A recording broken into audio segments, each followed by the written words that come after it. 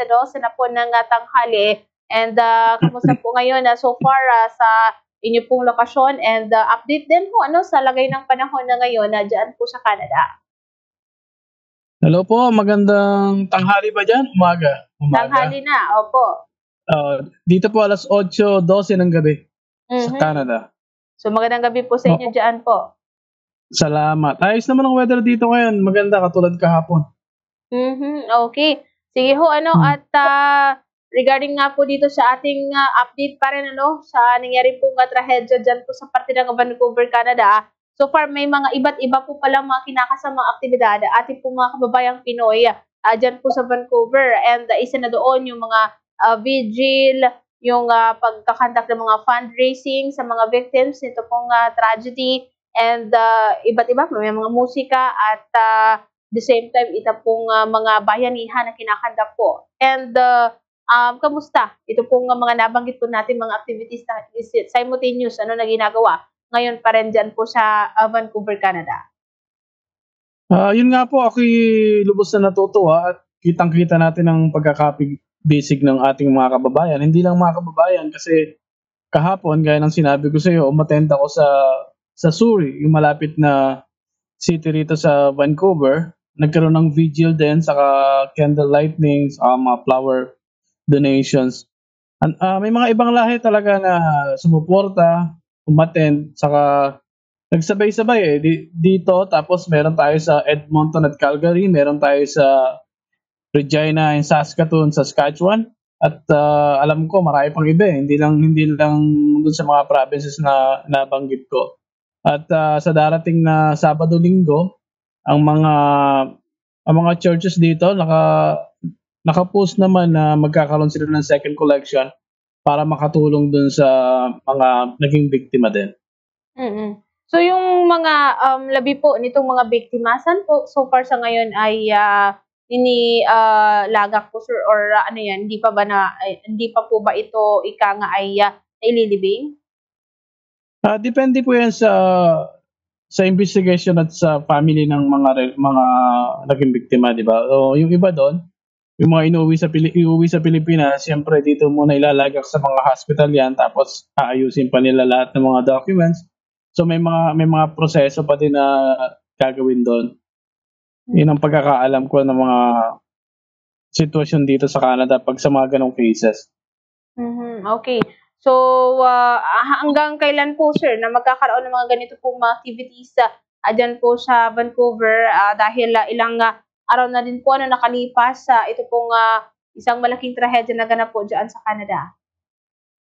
Hanggang ngayon talaga sobrang nagluluksa pa rin ang buong Canada kasi naka-half mast pa rin yung mga flag nila kahit saan ka pumunta dito Saka makikita mo talaga na dagsa pa rin ng tao yung pinangyarihan. Kita mo yung mga flowers na sinend ko sa'yo, nakita mo yung pictures, napakadami talaga, as in talagang parang nakagawian na pag dumaan sila, nagdisindi ng kandila, nag-aalay ng dasal, at syempre mga bulaklak. Saka ang British Columbia, itong probinsya sa Canada na British Columbia, dineclare nila na yung May 2nd is a provincial day of remembrance and mourning para sa mga victims. So, celebrate nila yan to honor din yung mga naging biktima ng trahedya na to. Kaya nakakataba din ng puso na binigyan nila ng special na lugar yung mga ganyang pangyayari bilang suporta. Mabuti, sir, at hindi na po nadagdagan pa ito pong bilang ng casualty doon po sa nangyaring insidente, at ito pong ilan sa mga nasugatan so far sa ngayon ay stable na po yung condition nila.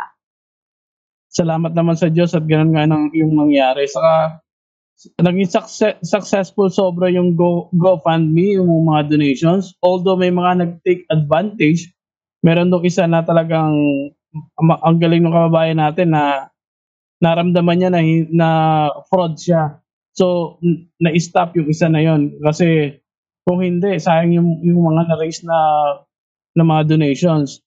Tapos, ang isa pang nakakatawa nangyari yung naiwang anak ng 3 Vietnamese na namatay, yung hindi sumama dahil gumawa ng homework niya.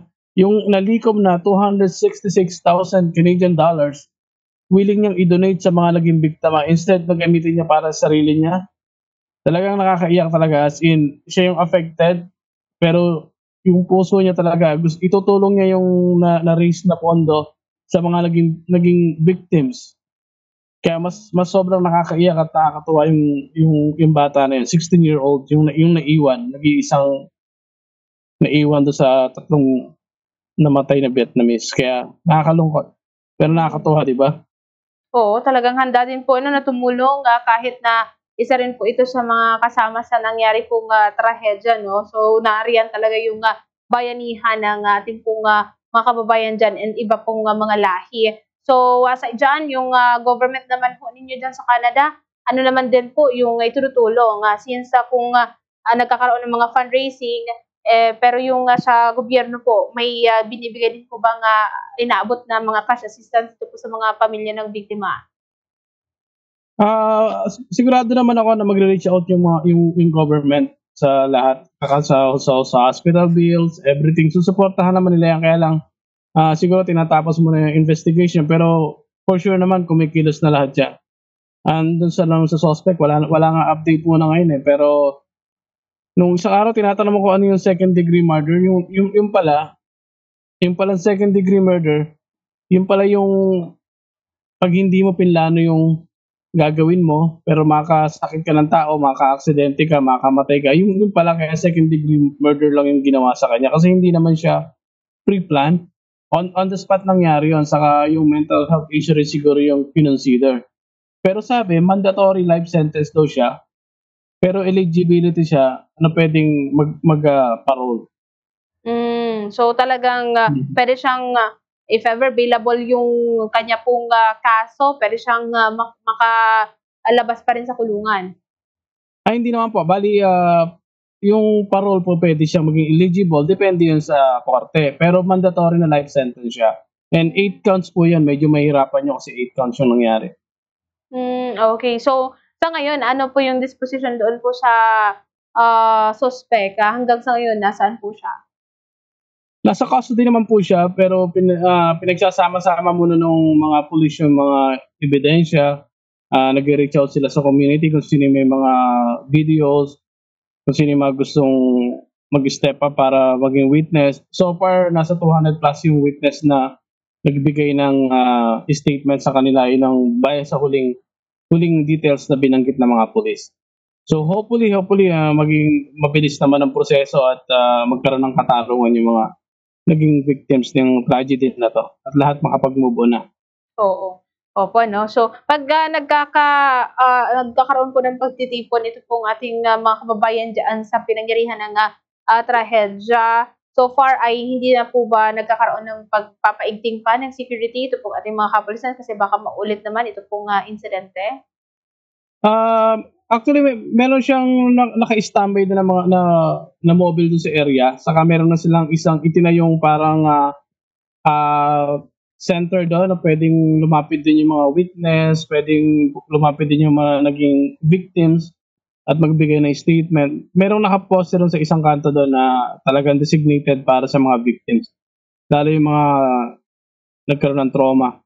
So, police visibility now, siyempre meron na 'yan kasi natuto na rin siguro lalo sa mga darating na events. Kaso katulad niyan meron parating na biggest marathon dito. So, at sabi nila magde-deploy sila ng ilang libong pulis ngayon. So, I mean, gano'n naman palagi, masyado na silang naging kampante kasi ang Filipino community, sabi ko nga sa'yo, is well respected saka decent at alam mo naman na trabaho at saka kasiyahan lang tayo kaya naging kampante, walang red flag. So, next time alam na nila.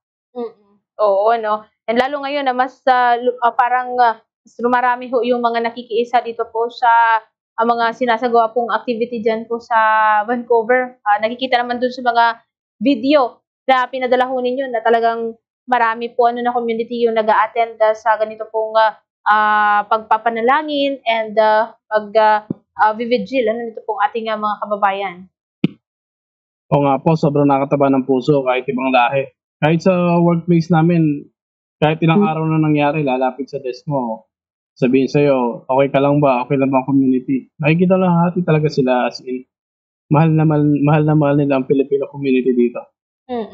Okey, sige po. Anyway, patuloy pa rin po kami na nakiki-update din ho sa mga situations diyaan, sa parte po ng Canada. Ingat po kayo dyan, sir. Maraming salamat sa mga dagdag po ninyo ng mga information.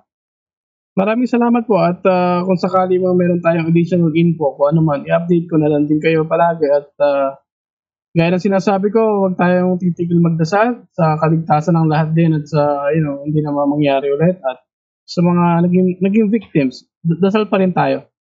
Alright. Thank you so much po, sir. Ingat po kayo dyan. Thank you. Bye-bye.